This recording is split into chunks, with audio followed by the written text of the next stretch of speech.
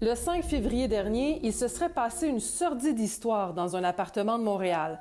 Un homme de 21 ans, sans antécédent judiciaire, aurait été séquestré chez lui, battu, ligoté, menacé de mort avec une arme à feu chargée. Et l'horreur ne s'arrête pas là. Ses ravisseurs auraient versé de l'eau bouillante sur son ventre et ses parties génitales, le brûlant au 2e degré. Les suspects auraient même filmé la scène de torture. Les 3 hommes qui auraient commis ces crimes sont Mickelson Vernelus, Patrice Saint-Louis-Pierre et Hadji Selens-Paul.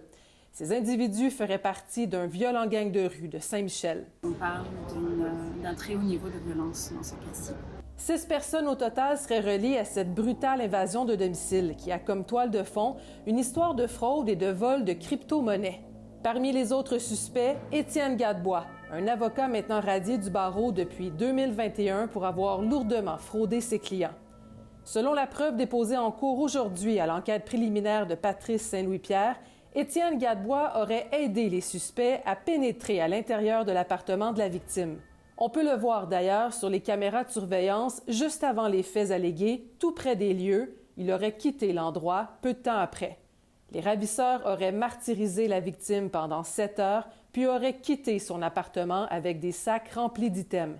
Ils ont tous été arrêtés le 27 mars après une enquête policière impliquant des agents doubles. Lors des perquisitions, 3 armes à feu ont été saisies, des munitions et un chargeur à haute capacité. Des accusations d'extorsion, de séquestration, d'agression armée causant des lésions, de voies de fait et plusieurs reliés aux armes à feu ont été déposés. Monsieur Gadebois est accusé d'introduction par effraction. C'est quand même objectivement une infraction très grave puisqu'on peut trouver coupable à perpétuité.